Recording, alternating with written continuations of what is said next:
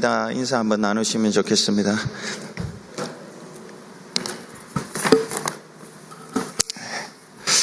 오늘은 하나님이 주시는 사랑이 있고 또 긍휼이 있고 은혜가 있고 긍휼이 있습니다. 이 세 가지가 어떻게 다른가, 이걸 오늘 좀 구분해서 말씀을 드리겠습니다. 복음의 기초를 죄부터 시작했습니다. 죄에는 세 가지 방면이 있다고 그랬습니다. 저와 여러분은 천국 가기까지 우리 육신 안에 죄의 권세가 있습니다. 죄의 권능. 이것 때문에 우리는 죄를 짓게 되고, 죄를 지으면 하나님 앞에 죄의 기록이 남습니다. 하나님 앞에 죄의 기록이 남으면 반드시 교통부에 불법 주차의 기록이 남으면 반드시 딱지가 날아오고 벌금을 내든지 뭐 어떻게 하든지요. 하나님이 저와 여러분이 죄를 지으면 반드시 심판을 하시고 큰 죄든 작은 죄든 지옥행입니다.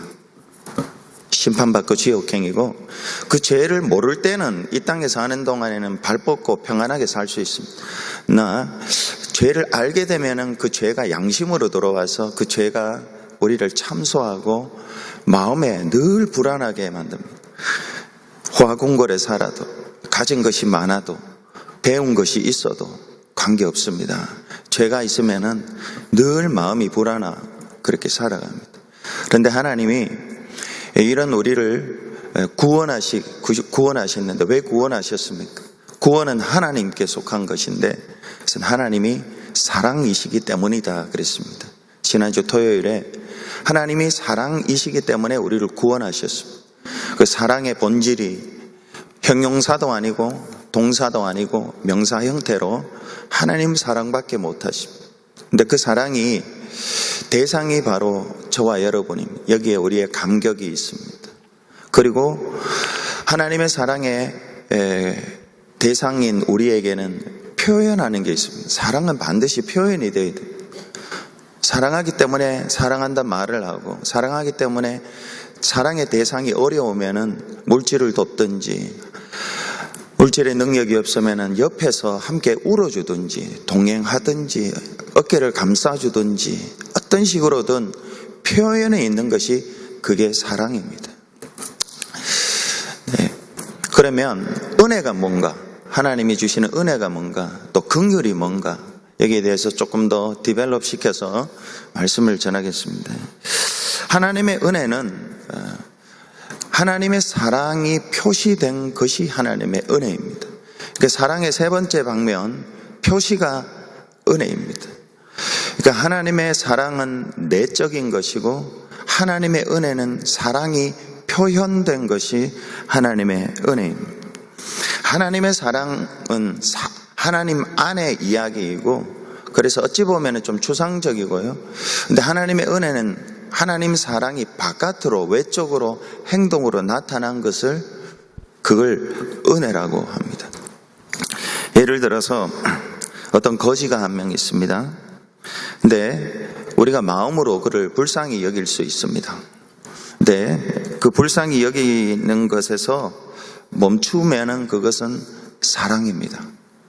그러나 그 거린을 불쌍히 여겨서 밥을 주거나 옷을 한 벌 주거나 돈을 좀 쥐어주거나 하면 그게 은혜입니다. 사랑은 그냥 내 마음에 있는 거고, 근데 이 마음이 표현돼서 그에게 뭔가를 주는 것이, 이것이 은혜입니다. 사랑이 그래도 있어야지 은혜가 있고요. 사랑에 표현된 것이 은혜입니다. 은혜란 사랑의 표현이라고 그랬는데, 그러나 여기서 또 한 가지 더 기억해야 될 것은 공고한 사람, 어려운 사람에게 임한 사랑의 행동이 은혜입니다. 삼위일체 하나님이죠. 우리가 믿는 하나님은 삼위일체 하나님인데, 하나님이 성자 하나님을 사랑하고 성령 하나님을 사랑하고, 성자 예수님도 성부 하나님을 사랑하고 성령 하나님을 사랑하고, 성령 하나님도 성부 하나님을 사랑하고 성자 예수님을 사랑합니다. 이것은, 여기에는 은혜의 요소가 없습니다. 서로 동등하게 사랑하는 것입니다. 하나님이 천사도 사랑합니다. 근데 여기는 은혜의 성분이 없습니다. 왜냐하면 삼일째 하나님도 천사도 공고함이나 곤란함이 없기 때문에 그렇습니다. 은혜는 항상 이 동등한 것이 아니라 낮은 사람, 어려움에 처한 사람에게 표현된 사랑이 바로 이게 은혜입니다. 하나님의 사랑은 표현된 게 은혜이고, 근데 이 은혜는 항상 어려움 속에 있는, 곤란함 속에 있는 것을 자에게 베푸시는 것이 바로 은혜입니다. 그래서 하나님의 은혜가 필요한데요. 하나님의 은혜가 필요한데 겸손해야지 하나님의 은혜를 받을 수가 있습니다. 공고한 대로 겸손해야지 하나님의 은혜를 받을 수 있지, 동등한 위치에서는 사랑은 받을 수는 있습니다. 추상적인 사랑. 그러나 낮은 데 있으면은 하나님의 은혜가 흘러갑니다. 근데 이 은혜가 항상 예수 그리스도를 통해서 우리에게 주어집니다. 오늘 요한복음 1장 17절에서 읽었듯이 율법은 모세를 통해서 우리에게 주어졌지만은, 그러나 은혜와 진리는 예수 그리스도를 통해서 우리에게 주신 것입니다. 그리고 고린도후서 13장 13절에도 우리 축도할 때 주 예수 그리스도의 은혜와 그리스도의 은혜라고 그러지, 은혜의 사랑이라고 하지 않습니다. 그리고 하나님의 사랑과 성령의 교통하심이 너희 무리와 있을지어다. 이 구절이 매우 중요합니다. 고린도후서 13장 13절이 예수님이 우리에게 주시는 것은 은혜입니다. 공고하고 곤란한 가운데 있는 우리들을 구원해 주신. 그런데 이 은혜는 누구에게서 왔는가? 하나님의 사랑에서 왔습니다. 그래서 하나님의 사랑이라고 합니다.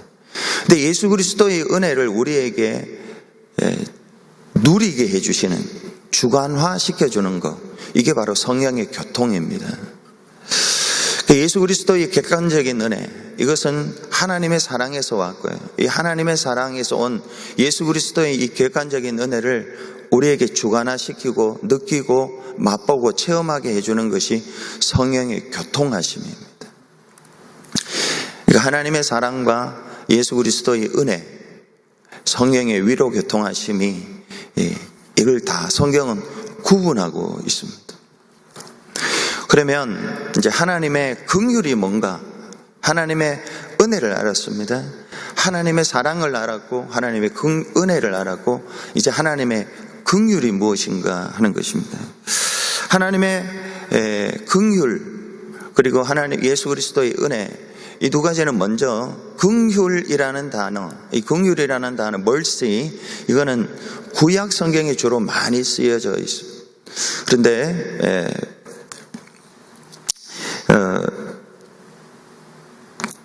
이 은혜는 신약 성경에 많이 쓰여진 단어입니다. 은혜하고 긍휼이 다른 것은 일단은 많이 쓰여진 용도가 구약에 긍휼이 많이 쓰여졌고요, 신약에 은혜가 많이 쓰여져 있습니다. 그러면 긍휼과 은혜가 구체적으로 어떻게 다른가 할 때요, 긍휼은 지금 여기에 있는 나의 상황을 하나님이 불쌍히 여겨주는 것입니다. 그러면 은혜는요, 그렇게 불쌍히 여겨준 우리를 장래에 우리의 지위를 바꿔주고 환경을 바꿔주는 그런 것을 은혜라고 합니다. 아까 설명을 드렸듯이 어떤 거린이 있습니다. 거린이 있는데 불쌍히 여겨주는 마음, 그것은 긍휼입니다. 근데 그 불쌍히 여겨주는 그에게 옷이라도 한 벌 주고 돈이라도 좀 지어주는 거, 이게 은혜입니다. 그래서 긍휼은 조금 소극적이에요. 그러나 은혜는 적극적인 것이죠. 근데 긍휼은 구약에 많이 쓰여져 있는데 왜 그러냐 하면 신약에 은혜가 많이 완전하게 나타났는데 왜 그러냐 하면 예수 그리스도를 주셔서 우리를 완전하게 구원해 주셨기 때문에 신약에는 은혜의 시대이고 구약은 긍휼의 시대다, 이렇게 이야기할 수 있습니다. 하나님이 우리를 죄의 세 방면에서 구원해 주시기 위하여 구약에서는 그냥 긍휼을 베풀어 주시고 신약에서는 예수 그리스도를 보내주셔서 완전하게 구원해 주셔서 은혜의 시대라고 합니다. 우리에게 하나님의 예수 그리스도의 은혜가 필요하죠. 하나님의 사랑이 필요하고 예수 그리스도의 은혜가 필요합니다. 그런데 이 예수 그리스도가 주는 은혜를 받기 위해서는 먼저 하나님이 주시는 긍휼이 먼저 우리에게 주어져야 됩니다. 불쌍히 여기는 마음, 하나님 저를 불쌍히 여겨주세요. 그리고 예수 그리스도를 통해서 은혜를 베풀어 주십니다. 이게 순서입니다. 하나님이 사랑이시고 그리고 그 사랑은 하나님의 긍휼을 통해서 불쌍히 여기는 마음을 통해서 그 다음에 예수 그리스도를 통해 우리에게 은혜를 베풀어 주세요. 하나님의 사랑은 긍휼을 거쳐서 은혜로 완성이 됩니다. 에베소서 2장 3절 4절을 보면은 들어보세요. 에베소서 2장 3절 4절에 본질상 진노의 자녀이었더니 긍휼이 풍성하신 하나님이 우리를 사랑하신 그 큰 사랑을 인하여 허물로 죽은 우리를 그리스도와 함께 살리셨고, 우리가 원래 죄의 세 방면이 있어서 본질상 진노의 자녀였습니다. 이거는 세상 어디에도 가르쳐 주지 않는 진리이고 계시입니다. 우리를 살리는 본질상 진노의 자녀이었던 우리를 구원하시기 위하여 하나님이 그 다음에 어떻게 말씀하시느냐 하면 우리는 본질상 진노의 자녀이었더니 긍휼이 풍성하신 했습니다. 사랑이 풍성하신 하나님이 아닙니다. 은혜가 풍성하신 하나님이 아니라 긍휼이 풍성하신 하나님이 우리를 사랑하신 그 큰 사랑을 인하여 허물로 죽은 우리를 그리스도와 함께 살리셨고, 그리고 몇 절 띄어서 2장 8절에 이 암송 구절입니다. 너희는 그 은혜에 의하여 믿음으로 말미암아 구원을 받았으니 이것은 너희에게서 난 것이 아니요 하나님의 선물이라. 본래 우리는 진노의 자녀였습니다. 불안한 게 마땅하고요, 지옥 가는 게 당연한 일이었습니다. 그런 우리를 긍휼이 풍성하신 하나님이 그런 우리를 지금 불쌍히 여기셔서 우리를 구원하여 주셨는데, 그 구원은 그 은혜를 인하여 믿음으로 말미암아 구원을 받았으니 이는 너희에게서 난 것이 아니요 하나님이 주신 것이라. 이는 자랑하지 못하게 하려 함이라. 하나님이 사랑이세요. 하나님은 사랑이신데 죄로 말미암아 우리가 멸망당해야 되는데 그런 우리를 구원하시기 위하여 긍휼을 먼저 베풀으시고 불쌍히 여겨주시고 그 다음에 예수 그리스도를 보내주셔서 은혜를 베풀어 주셔서 구원을 베풀어 주세요. 이게 순서를 우리가 기억해야 됩니다. 어떤 사람이 굉장히 곤란한 가운데 있었습니다. 그래서 목사가 신방을 가서 하나님의 사랑을 구하고 은혜를 구하라고, 하나님의 도움을 구하라고 그렇게 권면을 했습니다. 기도하라고.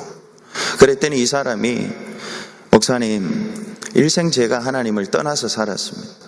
멀리하고 살았고 나만을 위해서 살았습니다. 내 욕심을 채우기 위해서, 내 자아 실현을 위해서, 내 꿈을 위해서, 내가 좋아하는 것을 위해서 살았습니다. 그러다가 이렇게 곤란함을 겪었는데 어떻게 하나님의 사랑을 감히 구할 수 있겠습니까? 어떻게 하나님의 은혜를 구할 수 있겠습니까? 면목이 없어서 구할 수 없습니다. 이렇게 이야기하더랍니다. 그 목사가 그 말도 맞는 것 같아요. 근데 다시 집으로 돌아와서 곰곰이 성경을 보니까 하나님이 사랑이시고 은혜도 베풀어 주시지만 그러나 긍휼을 베풀어 주시는, 긍휼을 불쌍히 여겨주시는 분이에요. 먼저 하나님은 우리의 상황에 대해서 먼저 불쌍히 여겨주시는 분임을 그 목사가 깨닫게 되고 다시 신방을 가서 그 곤란함 가운데 있는, 공고함 가운데 있는 그 성도에게 하나님의 사랑이 이렇고 당신의 은혜가 필요합니다. 그런데 그 은혜는 당신이 받을 자격이 없습니다. 그렇지만은 하나님은 긍휼을 베풀어 주는 분입니다. 불쌍히 여겨주는 분입니다. 죄인을 불쌍히 여기고 공고한 가운데 있는 사람들을 불쌍히 여겨주는 분입니다. 성경을 보세요. 성경을. 그러니까 하나님께 먼저 사랑을 구하지 말고 은혜도 구하지 말고 그냥 불쌍히 여겨달라고, 긍휼을 베풀어 달라고, 자비를 베풀어 달라고, 다 똑같은 말입니다. 자비나 긍휼이나 불쌍히 여겨달라는 말. 하나님, 내가 면목이 없습니다.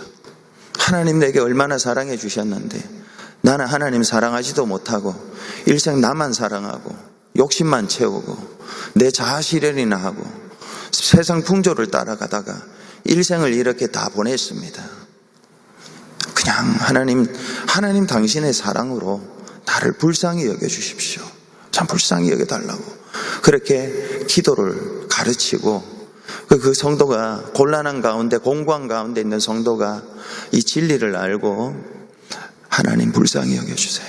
저 좀 불쌍히 여겨달라고, 한 번만 불쌍히 여겨달라고, 한 번만 긍휼을 베풀어 달라고 그렇게 하나님 앞에 기도했더니 그 성도가 예수 그리스도의 은혜를 입고 하나님의 사랑을 입어서 회복되었다고 그럽니다.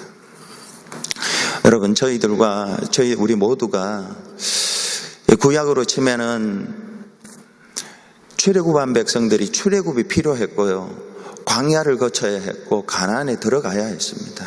그 들어가는 날까지 죄들을 용서받아야 되고 우리 안에 있는 죄성 때문에 끊임없이 죄를 짓고 하나님의 기록으로 남고 양심의 참소가 있고 죄들과 죄 때문에 늘 우리는 하나님 앞에 면목이 없습니다.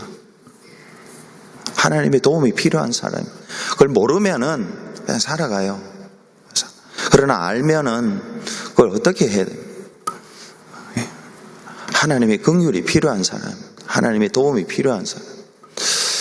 그래서 하나님 앞에, 예수님 앞에 늘 긍휼을 베풀어 달라고, 이 공고함, 이 곤란함, 이것 때문에 하나님 앞에 긍휼을 베풀어 달라고. 성경을 보면 위대한 사람들, 하나님의 도움을 받은 사람들은 하나님의 사랑부터 구하지 않았습니다. 하나님 예수 그리스도의 은혜부터 구하지 않았습니다. 하나님, 예수님 나를 불쌍히 여겨달라고. 누가복음 18장에도 보면은 여리고의 한 소경이 예수님께 나옵니다. 예수님께 나와서 그 입에서 나온 첫 단어가 뭐냐 하면 다윗의 자손이여 나를 불쌍히 여겨달라고 그래. 나를 불쌍히 여겨달라고 그래. 성경에 마태복음 17장에 예수님이 변화산상에 올라갔다가 내려왔을 때 제자들이 귀신 들린 아들을 둔 그 아들의 귀신을 쫓아내지 못했습니다. 이때 예수님이 그들에게 기도해라, 너 기도가 부족해서 그렇다고 하고 그 아버지에게 이렇게 구하게 합니다. 나를 불쌍히 여기소서, 나를 불쌍히 여기소서, 내 믿음 없음을 불쌍히 여겨달라고, 긍휼을 베풀어 달라고 그렇게 기도하게 합니다. 다윗도 보면 기도의 첫 마디가요, 전부 하나님 사랑 주십시오 아닙니다.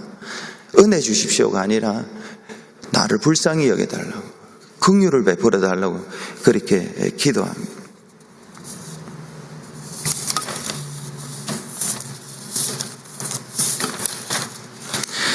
시편 56편 1절에 보면은 하나님이여 나를 긍휼히 여기소서. 시편 57편 1절에도 하나님이여 나를 긍휼히 여기시고 나를 긍휼히 여기소서. 시편 86편 3절에도 주여 나를 긍휼히 여기소서. 16절에도 내게로 돌이키사 나를 긍휼히 여기소서. 불쌍히 여겨달라는 것들 다 똑같습니다. 히브리서 오늘 4장 16절에도 이렇게 말씀하죠. 그러므로 우리는 긍휼하심을 받고 때를 따라 돕는 은혜를 얻기 위하여 은혜의 보좌 앞에 담대히 나갈 것이라 했습니다. 이게 놀랍죠. 구분해서 하나님 앞에 저와 여러분 개인적으로, 가정적으로, 자녀가 사업에 있어서 여러 가지 하나님의 사랑이 필요하고 예수님의 은혜가 필요할 때가 있습니다. 그럴 때마다 우리는 하나님의 긍휼이 필요합니다. 정말로 저도 이제 목회해 나가면서 이 파트가 정말 하나님 면목도 없고 능력도 안 되고 여기에 이 파트에 대해서는 하나님 긍휼을 좀 베풀어 주세요. 내가 하나님 앞에 드릴 것도 없고 내세울 것도 없고 그런데 해야 되고 그렇지만 해야 될 능력도 없고 아무것도 없습니다. 그러나 하나님께는 열쇠가 있습니다. 하나님의 해결점이 있습니다. 그게 필요한데 하나님 긍휼을 베풀어 주세요. 관계에 있어서라든가 내가 해야 될 능력이 필요하다든가 건강이 필요하다든가 물질이 필요하다든가 자녀의 어떠하든지 간에요. 하나님 앞에 우리가 긍휼을 베풀어 달라고 불쌍히 여겨달라고 하나님 내 아들의 이 귀신을 쫓아다니달라고 주님 내 눈이 닫혀 있는 것을 여리고 소경처럼 불쌍히 여겨주셔서 열어달라고 하나님 내가 이 복음을 깨달아야 되겠습니다. 하나님이 주신 이 복음을 깨달아야 하겠습니다. 긍휼을 베풀어 주십시오. 하나님 우리 교회가 변화되겠습니다. 우리 교회가 변화되기 전에 이 목사가 먼저 깨어져야 하겠습니다. 우리 교회가 어떻게 하기 전에 내가 먼저 은혜를 받아야 되겠습니다. 남편을, 아내를, 목사를, 장로님을 어떻게 블레임하기 전에 내가 먼저 하나님 깨어져야 되겠습니다. 하나님의 긍휼이 필요합니다. 불쌍히 여겨주셔서 죄를 보게 하시고 하나님의 사랑을 깨달아 알게 하시고 은혜를 받게 하여 주시고 주님 변화되게 해주십시오. 변화되게.